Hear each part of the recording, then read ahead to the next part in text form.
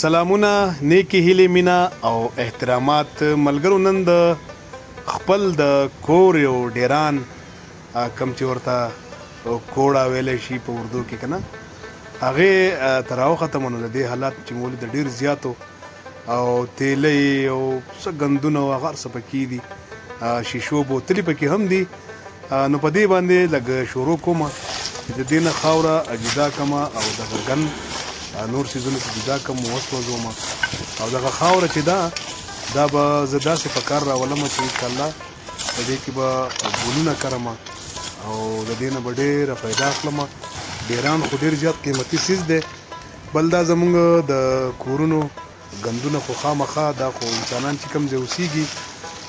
هلته ګندونه وي نو دغه ګندونه به صفا کوو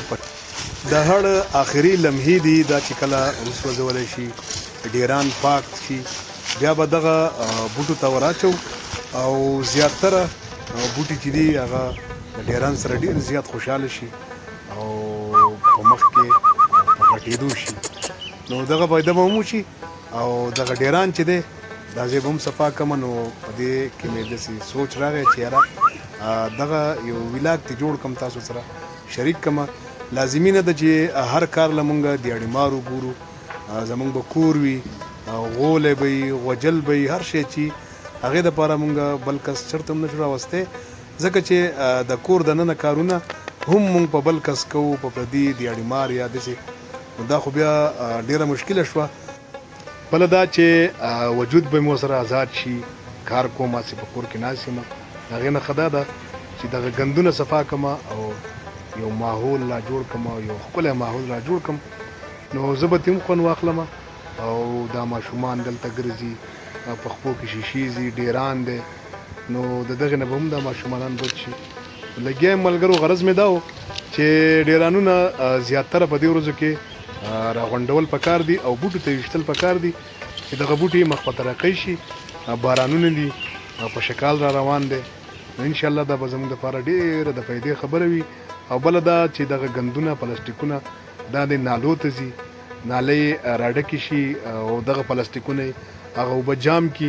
د دې لږو لږو پلاستیکونو نه سیلاب ډیم دا هم جوړېدی شي او خدای مکه اچانک دغه ډیم آزاد شو نو ډېر زیات نقصانات به راکړي نو باید تاسو په دغه خبره باندې لږ ډېر پوه شوي یې هسې خو هم مونږ انسانان د دغې بې زبانه ورته ځکه وایو چې دغه بې زبانه بوټي دي دا هم د الله تعالی ثنا وایي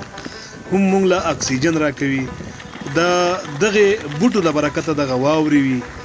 بیا د دغې بوټو له برکته په اسانه باندې ښکلي بارانونه کیږي هغه بارانونه چې هغه د ځمکې دپاره د آبادۍ دپاره ډېر زیات ښه وي نو دغه ونې خو مونږ هسې هم تباه او بربادي کوو نو ولې نه چې په شکال له روان دی او یو بوټی مونږ نه حل کړو نو دغه بوټی مونږ له به ډېره زیاته فایده راکړي او د دغې ونو بوټو د وهلو نه هر سړی وساتئ چې څوک یې وینئ لږ ورته نصیحت کوئ یا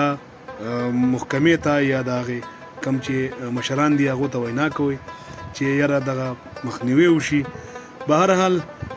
زه به اجازت غواړم د خپل معاشرې د خپل محلې د خپل چاپیرچل د خپل کور د صفایۍ ډېر غټ خیال وساتئ